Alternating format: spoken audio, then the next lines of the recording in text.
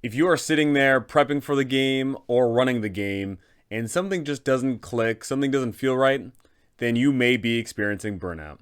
How's it going? Welcome to No Fun Alloved's How to GM series, and today we're going to be talking about burnout.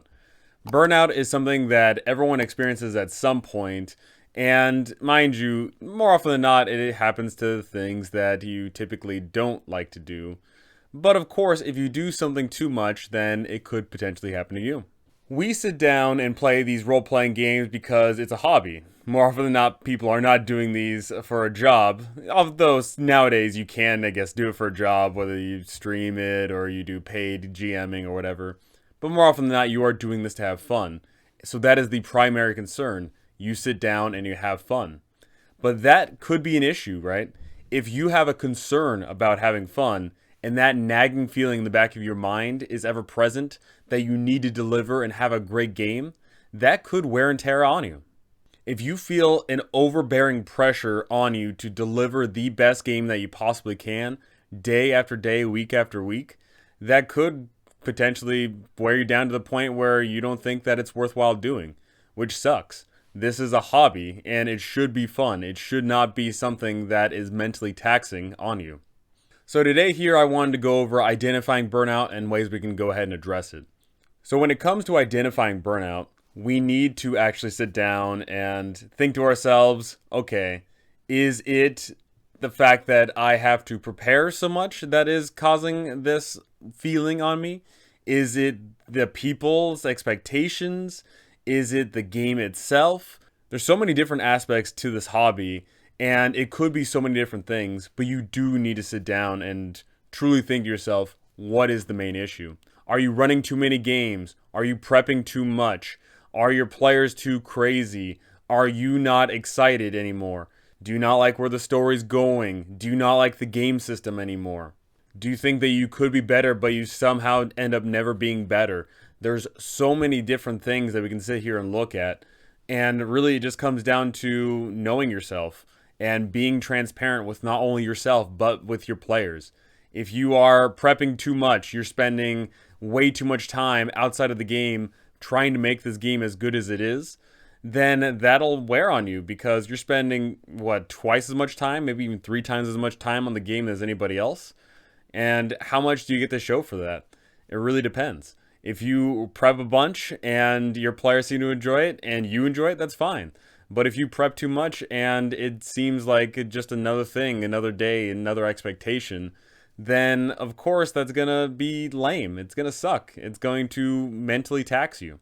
Maybe you have expectations of what the game should be, but your players have a different idea.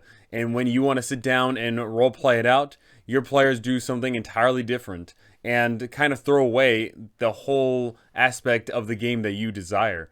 You do need to sit there and say, hey, maybe these players aren't right for me, or maybe I should tell them this is the game that I want, and maybe they'll go ahead and adjust for me.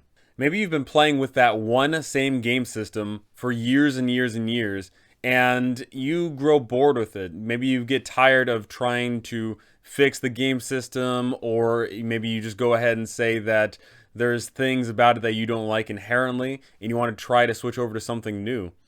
That can be a tough sell because a lot of players like sticking with the same old thing. So you do have to be transparent and say, hey, I want to try something new. Let's go ahead and do it. Because I'm willing to bet you if you tell your players that you want to try out something new, but of course it'll be the same game master running the same awesome game, your players are going to be on board. So go ahead and tell your players. Be open about it. Maybe you've been the forever GM amongst your group, and maybe you want to finally go ahead and take a seat from the player side of things. You should tell your players, hey, maybe one of you wants to go ahead and run a little mini campaign so I can go ahead and see how it goes. And that'll be great because it'll give you time to rest and relax, not have to prep as much. And more importantly, you can go ahead and appreciate what it means to be a GM and appreciate what it means to be a player. Seeing it from both perspectives really goes ahead and puts a light on everything that you do and that your players do. Something I see frequently come up is frequency of games. There can be the point where you play or DM in too many games a week, and unfortunately that's going to mentally wear and tear on you. You have to go ahead and juggle all these different games and all these different peoples and all these different ideas, and this could be too much creative overload. On the other side of the spectrum here, we could have an infrequency in games. Maybe you want to run games on a weekly basis, 3 hours a week, but unfortunately your group can't get together and you only run one game a month. That could be, in a way, a burnout because you are sitting there planning and scheming for so long and want so much to be done, but then your group can't get together and enact upon that. And you're sitting there constantly waiting and waiting and waiting, and unfortunately, not much can realistically happen. There are so many ways that burnout can go ahead and creep up on you, and more often than not, it isn't something that's blatantly obvious. It's not just a chip on your shoulder. It's sort of a nagging feeling.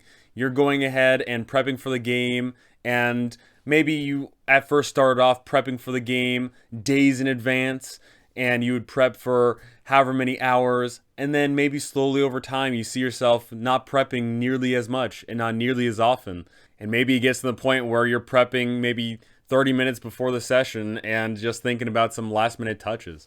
Over the course of time, that could creep up on you and you're not really going to notice it. And unfortunately, your players aren't going to notice it unless they start seeing an effect in the game about your lack of preparation.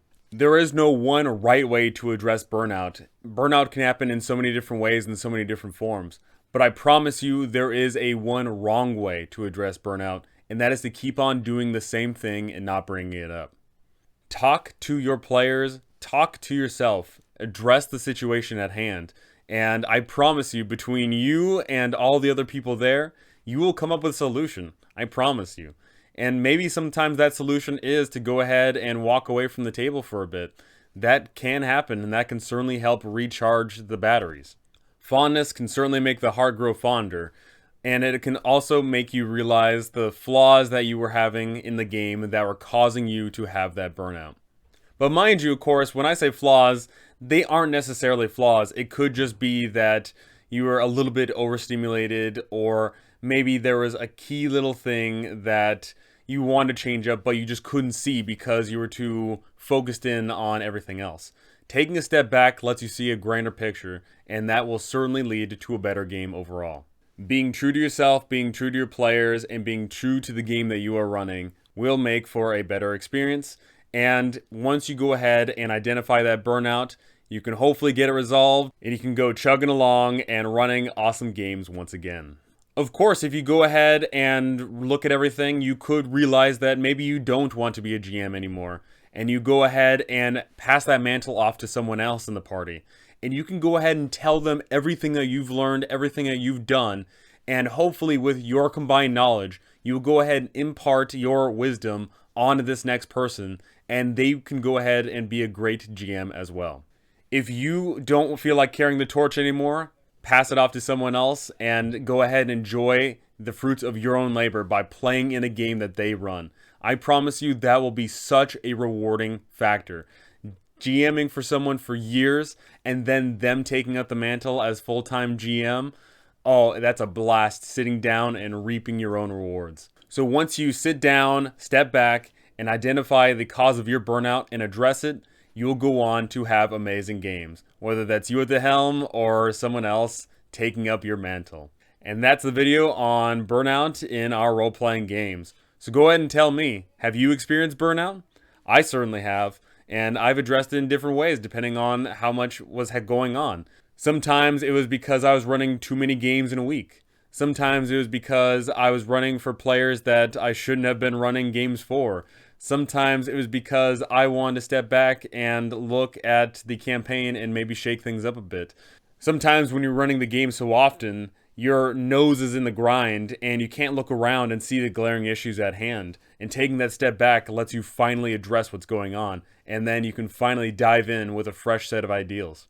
Tell me if you've experienced burnout or you've seen burnout, because I want to know and I would love to hear it. That is going to do it for me for this one. Thank you so much for watching, and thank you to all my amazing patrons up here. You guys are absolutely fantastic. Thank you so very much.